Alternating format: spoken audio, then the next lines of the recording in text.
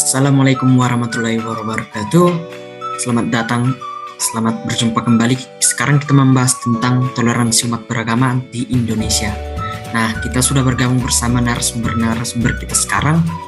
Untuk pertama kali kita berbicara tentang toleransi di Indonesia. Nah, kita pertama kali berbicara tentang bagaimana misalnya kamu berteman dengan orang yang dari suku lain.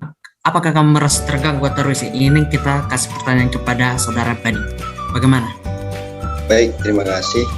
Menurut saya, berteman dengan orang-orang yang berbeda agama dan suku yang berbeda dari kita itu sangat baik dan menyenangkan.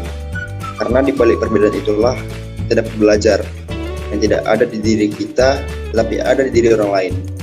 Jadi, kita sering belajar apa yang kita tidak tahu di agama mereka atau suku mereka.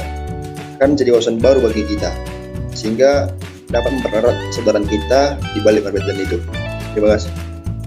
Artinya dengan berteman dengan agama atau etnis dari suku lain itu kita bisa menambah wawasan menjadi luas, atau bisa juga menambah berteman atau menambah relasi, begitu juga ya? Ya, itu kita sepakat kan? Ya. Ya, untuk pertanyaan kedua kita tujukan kepada saudara Ardiana. Nah, bagaimana peran generasi muda untuk kemajuan bangsa kita saat ini? Itu bangsa Indonesia, bagaimana? Baik, terima kasih. Di sini saya akan mencoba menjawab ya bagaimana peran generasi muda untuk dalam memajukan bangsa kita ini. Nah, jadi generasi muda ini kan diandalkan dalam berbagai kegiatan apapun ya, termasuk juga upaya dalam mewujudkan kerukunan umat beragama.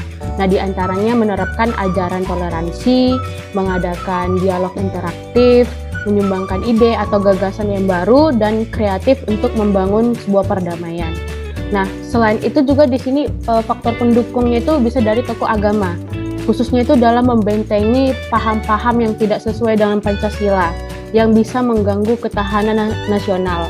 Jadi misalnya itu dengan mengadakan sosialisasi kedamaian dan mengajak masyarakat sekitar untuk bersama-sama menciptakan kerukunan sehingga bisa ikut mewujudkan ketahanan nasional. Nah, jadi kan kita ketahui ya dari banyaknya keberagaman di Indonesia ini itu pastinya tidak akan lepas ya dari adanya konflik dan kekerasan yang bernuansa keagamaan. Nah, konflik dan kekerasan tersebut itu kan disebabkan banyak faktor ya, mulai dari politik, ekonomi, budaya, dan pendidikan. Nah, maka dari itu pemuda ini dia memiliki peran yang strategis dalam mengaktualisasikan ajaran-ajaran agama tentang toleransi dan perdamaian dalam kehidupan sehari-hari. Baik itu saat dia bergaul dengan sepantarannya ataupun saat dia berkumpul di tengah masyarakat.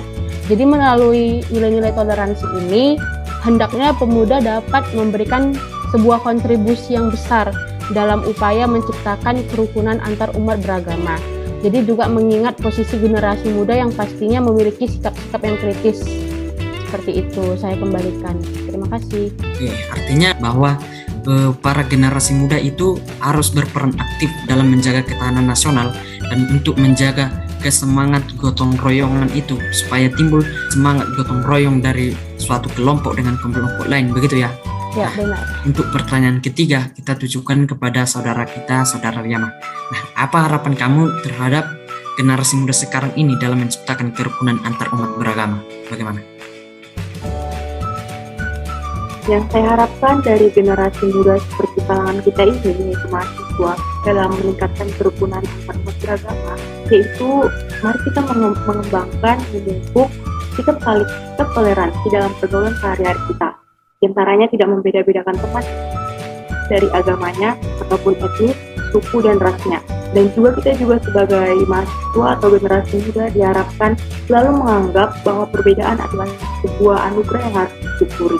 Sebagai anak muda atau generasi milenial, kita juga dituntut harus lebih optimis dalam memelihara toleransi terhadap sesama.